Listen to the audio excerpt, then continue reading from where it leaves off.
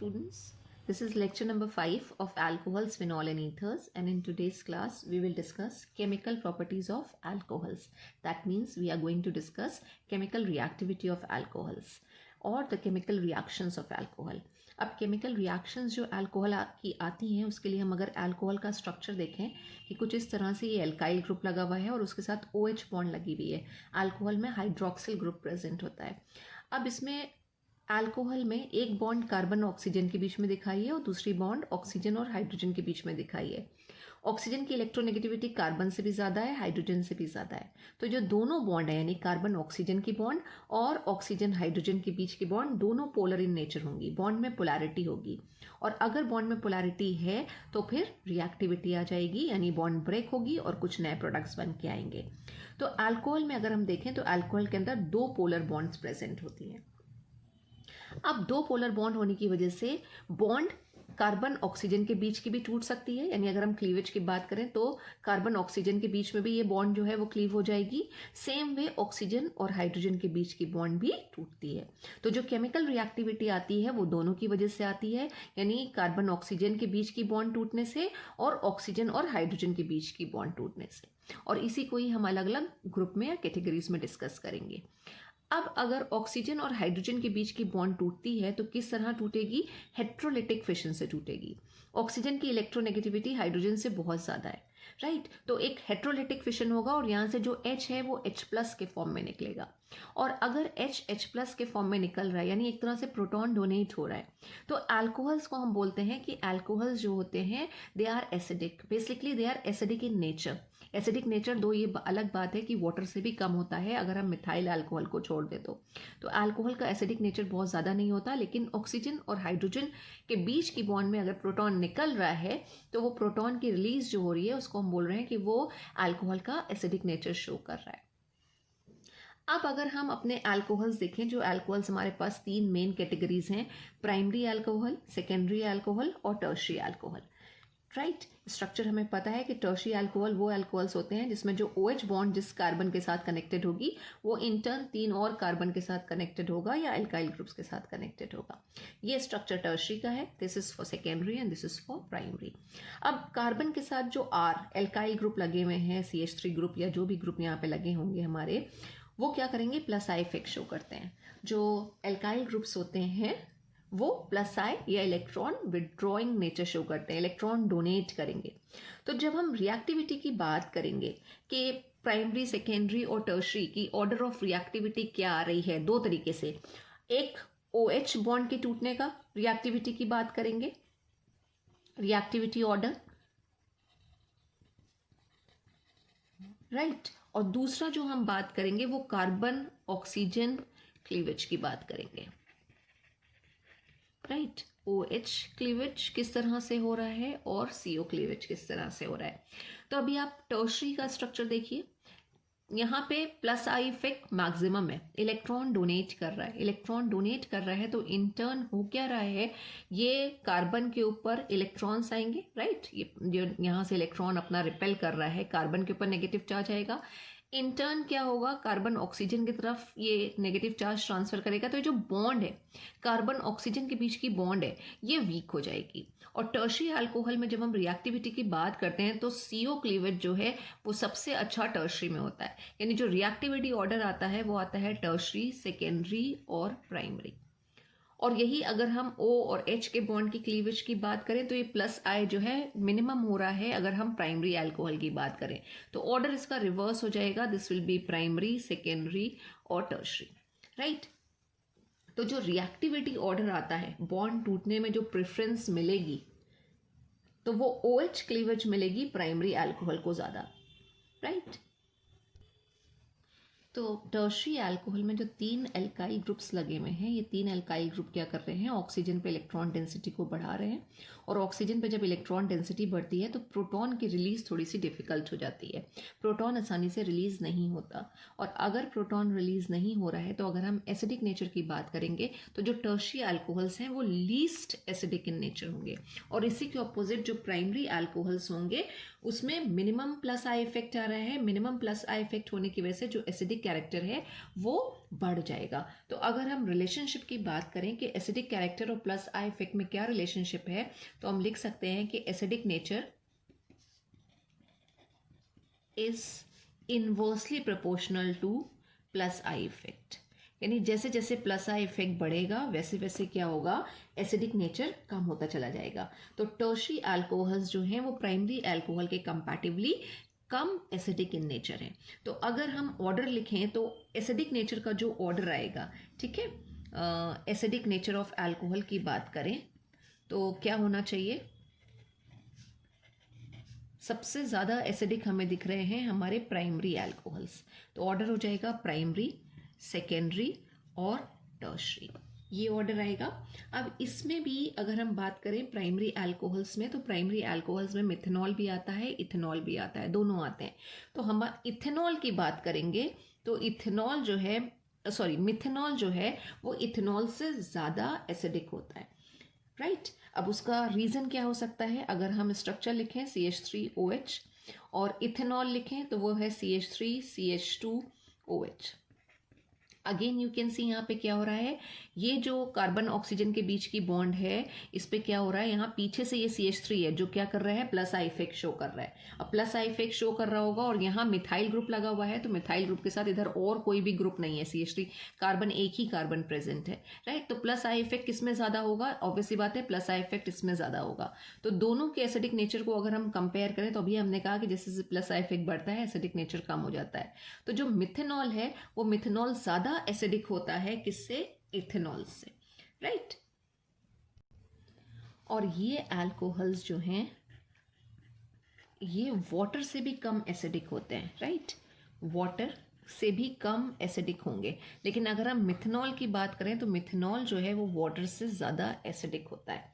तो alcohol water से भी कम एसिडिक है नेचर में, और लेकिन अगर हम इसको टर्मिनल एल्काइंस के साथ कंपेयर करें जैसे कि एसिटिलीन, तो ये एसिटिलीन से ज़्यादा एसिडिक होता है। और अगर हम NH3 से कंपेयर करेंगे तो NH3 का तो वैसे भी बेसिक नेचर आता है तो और कम हो जाएगा। तो ये ऑर्डर आप याद रखिएगा, ये ऑर्डर आता है एक्सेप्ट मिथाइल अल्कोहल, जितने भी अल्कोहल्स होंगे वो सारे के सारे क्या होंगे, वाटर से भी कम एसिडिक होंगे। लेकिन मिथेनॉल जो है उसका एसिडिक नेचर वाटर से भी ज़्यादा आता है।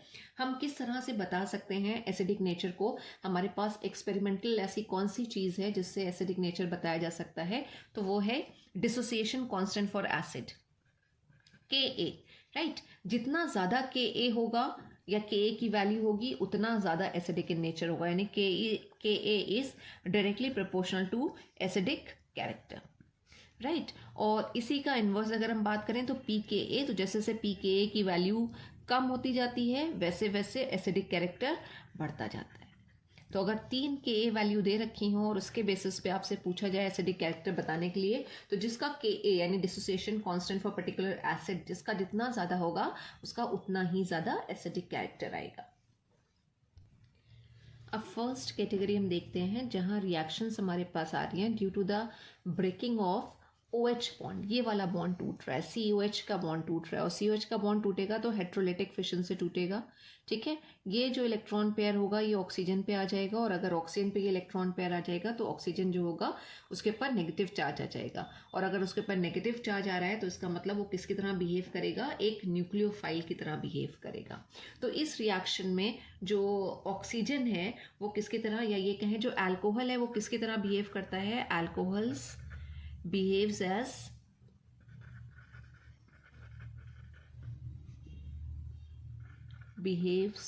as nucleophiles। और कब ये न्यूक्लियोफाइल की तरह बिहेव करेगा, behaves as nucleophile when oxygen hydrogen bond breaks, oxygen hydrogen bond break,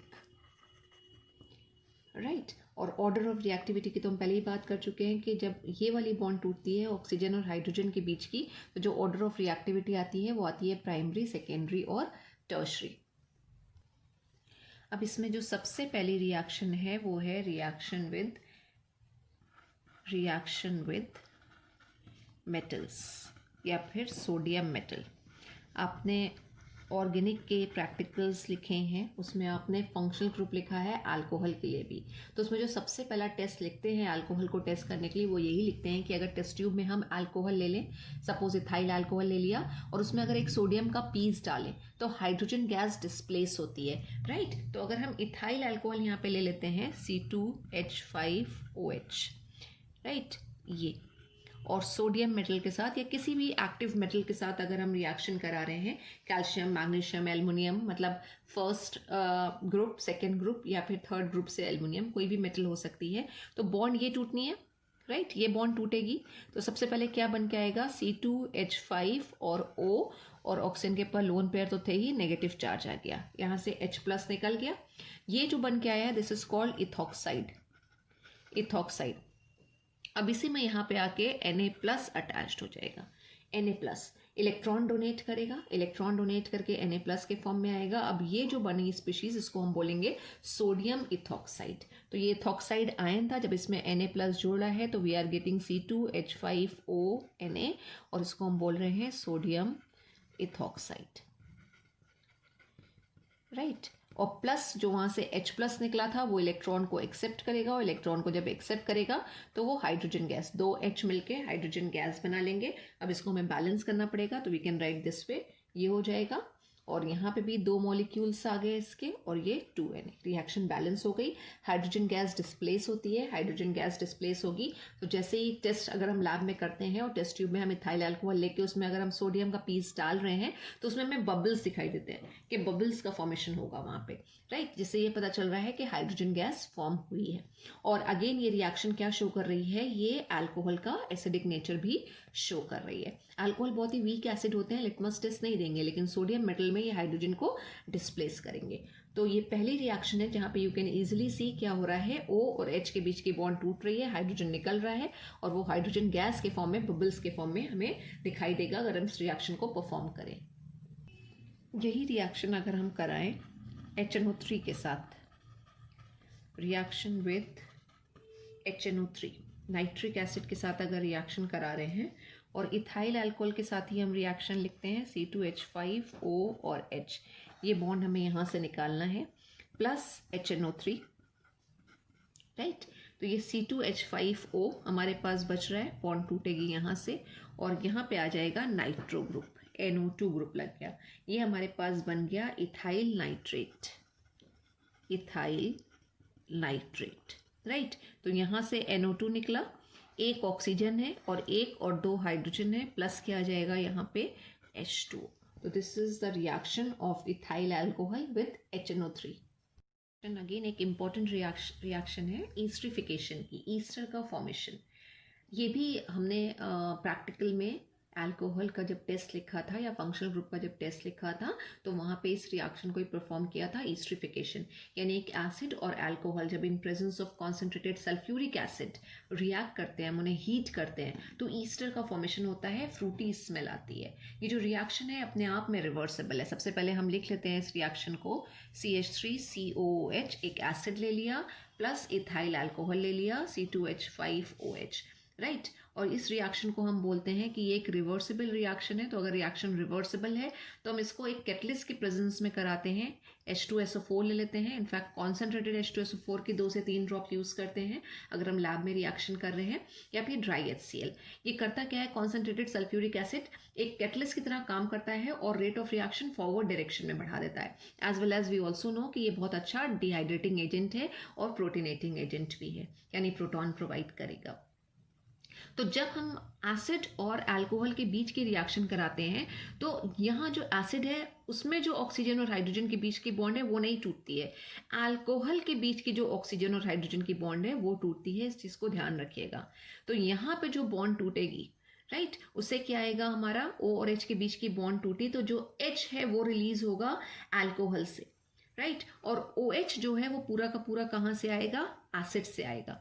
तो क्या बचा हमारे पास, CH3CO इधर बच रहा है और C2H5O इधर बच रहा है। एक ईस्टर का फॉर्मेशन होगा और ईस्टर का फॉर्मूला हमें पता है क्या होता है, CH3C डबल बॉन्ड O, और इधर भी एक एल्काइल ग्रुप लगा होता है जो इस केस में क्या होगा, C2H5, ठीक है। एक जनरल नेम हम लिखते हैं तो एल्काइल इथेनोइड बोलते हैं। यहाँ पे जो एल्काइल ग्रुप है वो क्या है, इथाइल, तो ये हो जाएगा इथाइल और ये पूरा है इथेनोएट, जो इथेनोइक एसिड या 2 कार्बन जो इस साइड में थे उससे आ रहा है इथाइल इथेनोएट। ईस्टर को हम OH लगा के टर्मिनेट करते हैं, प्लस क्या आ जाएगा यहाँ पे वाटर आ जाएगा। तो रिएक्शन में क्या हुआ, एक एसिड और एक अल्कोहल आपस में रिएक्ट कर रहे हैं जिससे ईस्टर का फॉर्मेशन हो रहा है।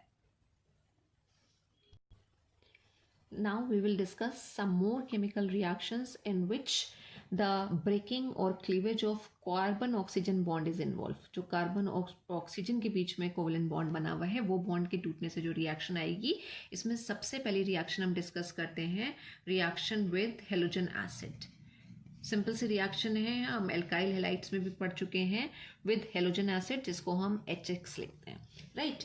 तो अल्कोहल से एल्काइल हेलाइड बनाए थे, हमने कहा था कि अगर हम यहाँ पे कॉन्सेंट्रेटेड HCl और ZnCl2 ले लें, ल्यूकास रिएजेंट भी बोलते हैं, तो ल्यूकास रिएजेंट प्राइमरी, सेकेंडरी और टर्शियरी अल्कोहल को डिफ्रेंशिएट करने में भी यूज होता है, राइट। तो Lucas reagent is concentrated HCl plus anhydrous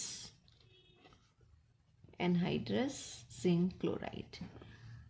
तो रिएजेंट हमने ये लिया, और अगर आपको टेस्ट याद हो तो हमने कहा था कि जो टर्शियरी अल्कोहल्स होते हैं वो रूम टेम्परेचर पे ही टर्बिडिटी दे देते हैं, सेकेंडरी अल्कोहल थोड़ा टाइम लेते हैं 5 मिनट, और प्राइमरी अल्कोहल्स जो हैं वो टर्बिडिटी नहीं देते हैं ल्यूकास रिएजेंट के साथ। And this way we can differentiate primary, secondary and tertiary alcohol. अभी हम यहाँ पे जो बात कर रहे हैं वो cleavage of carbon oxygen bond की बात कर रहे हैं, और अभी हमने रिएक्टिविटी भी डिस्कस करी है रीजन के साथ कि जब रिएक्टिविटी की बात आती है तो उसमें जो रिएक्टिविटी ऑर्डर फॉलो होता है वो है टर्शियरी, सेकेंडरी और प्राइमरी। अब आपको रीजन समझ में आ रहा होगा कि टर्शियरी जो है, जब कार्बन ऑक्सीजन के बीच की बॉन्ड टूटनी होती है तो जो टर्शियरी स्ट्रक्चर्स होते हैं, टर्शियरी अल्कोहल्स होते हैं, वो क्या करते हैं, इसके साथ जो ल्यूकास रिएजेंट है उसके साथ इमीडिएट टर्बिडिटी देते हैं। क्यों? क्योंकि रिएक्टिविटी उनकी हाई है in case of carbon oxygen bond breaking. तो अगर सबसे पहले हम एक टर्शियरी अल्कोहल ही ले लें, टर्शियरी अल्कोहल यानी OH ग्रुप को हमें एक ऐसे कार्बन के साथ लगाना है जिसके साथ 3 और कार्बन अटैच्ड हों, तो ये टर्शियरी का स्ट्रक्चर आ गया, टर्शियरी अल्कोहल है। अब इसकी रिएक्शन अगर हम ल्यूकास रिएजेंट के साथ कराएं तो एज सच एनहाइड्रस ZnCl2 की भी हमें ज़रूरत नहीं है, कोई कैटलिस्ट हम ना लें, ये रिएक्शन जो है वो रूम टेम्परेचर पर ही आ जाएगी और वी विल गेट दिस, यानी OH will be replaced by Cl, और ये स्ट्रक्चर आ जाएगा हमारे पास, राइट। तो इसी को हम बोलते हैं कि जो टर्बिडिटी है वो इमीडिएट आ जाती है, इमीडिएट, अगर हमारे पास टर्शियरी अल्कोहल्स है। लेकिन अगर हमारे पास सेकेंडरी अल्कोहल है, secondary alcohol CH3, CH, CH3 और OH, और इसकी रिएक्शन अगर हम करा रहे हैं ल्यूकास रिएजेंट के साथ तो हमें इसको हीट करना पड़ेगा थोड़ा, और जब हम हीट करेंगे तब ये OH ग्रुप जो है वो हट जाएगा और उसकी जगह पे Cl ग्रुप आ जाएगा, यानी कि 2 क्लोरोप्रोपेन बन जाएगा प्लस H2O आएगा। और अगर प्राइमरी अल्कोहल्स हैं CH3, CH2, OH, अगर हमने इथेनॉल ले रखा है, राइट, और अगर हम ल्यूकास रिएजेंट के साथ इसकी रिएक्शन करा रहे हैं तो स्ट्रॉन्ग हीटिंग करनी पड़ेगी। रूम टेम्परेचर पे रिएक्शन नहीं होती है, रूम टेम्परेचर पे टर्शियरी अल्कोहल देते हैं, माइल्ड हीटिंग पे सेकेंडरी अल्कोहल दे देंगे, और स्ट्रॉन्ग हीटिंग करनी पड़ती है अगर हमारे पास प्राइमरी अल्कोहल है, तब हमारे पास ये बन के आएगा इथाइल क्लोराइड प्लस H2O। अब इस रिएक्शन में क्या हो रहा है कि जो बॉन्ड टूट रही है वो कार्बन और ऑक्सीजन के बीच की बॉन्ड है, यानी ये बॉन्ड टूटेगी, यहाँ से बॉन्ड टूटेगा, या टर्शियरी कार्बोकेटायन यहाँ पे बन के आएंगे। इस केस में सेकेंडरी कार्बोकेटायन और इस केस में प्राइमरी कार्बोकेटायंस बनेंगे। एक और रिएक्शन डिस्कस करते हैं, reaction with ammonia. Reaction with ammonia, NH3 के साथ रिएक्शन की बात करें तो जो अल्कोहल हैं वो अमोनिया के साथ रिएक्ट करते हैं बहुत ही हाई टेम्परेचर पे और कैटलिस्ट के प्रेजेंस में। मोस्टली जो कैटलिस्ट लिया जाता है वो है एल्यूमिना। तो और जो बन के आते हैं प्रोडक्ट वो हमारे पास एक मिक्सचर बनकर आता है जिसमें प्राइमरी, सेकेंडरी और टर्शियरी तीनों तरह अमीन्स बन के आएंगे, प्राइमरी अमीन, सेकेंडरी अमीन और टर्शियरी अमीन का मिक्सचर होगा। तो अगर हम इथाइल अल्कोहल के साथ रिएक्शन स्टार्ट करें CH3, CH2, OH, राइट, और बॉन्ड कौन सी हमें ब्रेक करनी है, ये OH बॉन्ड हमें ब्रेक करनी है, प्लस NH3 के साथ हम रिएक्शन करा रहे हैं टेम्परेचर हायर लेके और कैटलिस्ट ले रहे हैं एल्यूमिना Al2O3 और टेम्परेचर 633 केल्विन। ठीक है, अभी OH बॉन्ड को हमें ब्रेक करना है। अगर OH बॉन्ड यहाँ से टूटेगी तो वी विल गेट CH3CH2 और यहाँ पे लग जाएगा NH2 ग्रुप प्लस क्या आ जाएगा H2O। ये जो बन के आया स्ट्रक्चर ये किसका है, प्राइमरी अमीन का स्ट्रक्चर है, प्राइमरी अमीन। अभी ये रिएक्शन फर्दर भी होगी, फर्दर इन द सेंस कि ये हाइड्रोजन अमीन का जो है वो रिप्लेस होता जाएगा, सेकेंडरी और टर्शरी अमीन भी बनते चले जाएंगे। तो जो प्राइमरी अमीन बन के आया है CH3 CH2 और NH2, राइट, ये प्राइमरी अमीन क्या करेगा, इथाइल अल्कोहल के एक और मॉलिक्यूल के साथ रिएक्ट करेगा कुछ इस तरह से, राइट। अब अगेन ये OH बॉन्ड यहाँ से निकल जाएगी और एक हाइड्रोजन यहाँ से निकलेगा, तो हमारे पास क्या आ जाएगा H2O और NH बचेगा और NH के साथ क्या लग जाएगा, 2 C2H5 ग्रुप आ जाएंगे, C2H5 ग्रुप आ जाएंगे। क्या नाम इसका होगा, this is di ethyl Amin, this is di ethyl और अमीन, जो कि अपने आप में यू कैन सी क्या है, एक सेकेंडरी अमीन है, सेकेंडरी अमीन। अभी एक और यहाँ पे H है जो रिप्लेस हो सकता है, तो डाई इथाइल अमीन क्या करेगा, एक और मॉलिक्यूल जो है इथाइल अल्कोहल का उसके साथ रिएक्ट करेगा plus CH3 CH2 CH3 CH2 OH, right.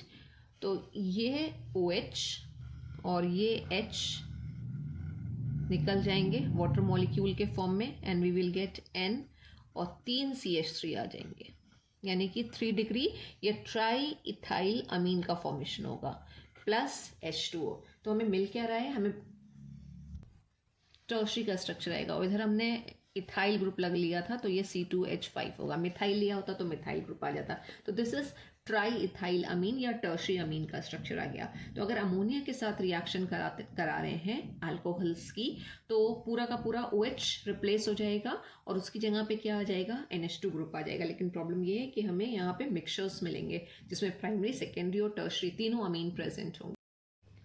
So we have learned some reactions in which the cleavage of either carbon oxygen bond is there or oxygen hydrogen bond is there.